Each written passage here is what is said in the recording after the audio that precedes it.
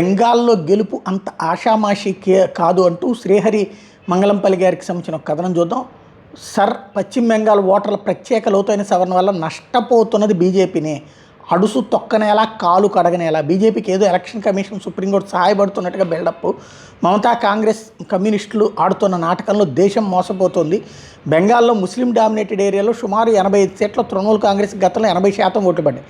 అంటే మెజార్టీ ప్రతి చోట 50,000 వరకు ఉంది. ఓట్లు 2,50,000 వరకు సంపాదించింది.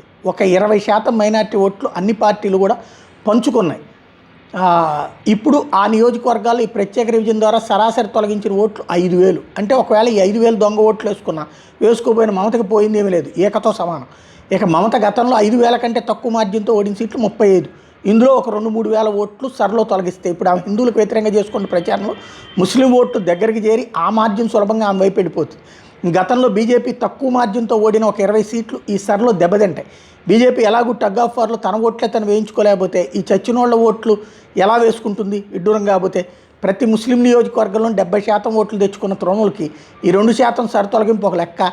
కానీ ఎందుకు ఇంతగా యాగి చేస్తుందంటే మిగిలిన నియోజకవర్గాల్లోని ముస్లిం ఓట్లని కన్సాలిడేట్ చేసుకోవడం లక్ష్యంగా చేసుకోవడం వల్ల దేశంలో అంతా సుప్రీంకోర్టు కూడా లక్షల్లో మైనార్టీ ఓట్లు తొలగించేసిందన్న అపప్రద తీసుకొచ్చి రాజ్యాంగ సంస్థలపైన ఎన్నికల సార్లపైన ప్రజల్లో అంతర్జాతీయ శక్తులు తేలిక భావం తీసుకొచ్చే పనిలో భాగం ఇదంతా. దేశంలో ఉన్న జాతీయవాదులు రోహింగ్యాల తొలగింపు అక్రమ ఓటర్ల తొలగింపు జరుగుతుందని సంబరపడుతున్నారు. కానీ అది 1-2% కూడా ఉండదు. కారణం స్థానిక అధికారులు ఇంకా తృణమూల్ ఆధీనంలోనే ఉన్నారు. వాళ్ళంతా కమ్యూనిస్టులు అండదండలతో అడుగడుగున కేంద్ర ఎన్నికల సంఘాన్ని ఆఖరికి సుప్రీంకోర్టును కూడా తృణీకరించారు. న్యాయాధికారులను కూడా బెదిరించారు. బెంగాల్ అధికారగణం ఎంతగా కమ్యూనిస్టులు తృణమూల్ ప్రభావంతో ఉన్నారంటే హైకోర్టు చీఫ్ జస్టిస్ ఫోన్ చేసిన ఎత్తనంతగా. ఇంకో పక్క సిఆర్పీఎఫ్ దళాలను తరమండి, కేంద్ర బలగాలను చీపులతో కొట్టండి అంటుంది మమత. వీటన్నిటికీ లౌకిక్కులు ప్రజాస్వామ్య పరిరక్షకులు పట్టించుకోరు. రాజ్యాంగబద్ధంగా జరుగుతున్న సర్ ప్రక్రియను మాత్రం తక్కువ చేస్తారు, అపోహలు వ్యాపింపు చేస్తారు. బీజేపీ రాజ్యాంగబద్ధంగా పనిచేస్తూ ఓ రకంగా నష్టపోతోంది. అదే సందర్భంలో అయినా జాతి హితైషులైన నమ్ముకుని పోరాటం చేస్తుంది. ఇక్కడ సెక్యులర్ వామపత్రికలు మీడియాలో వచ్చే ఓట్ల తొలగింపు వార్తలు అదేదో బీజేపీ గెలుపుకు దోహదం చేయడానికి జరుగుతుందన్న సంకేతాలు సరైనవిగా.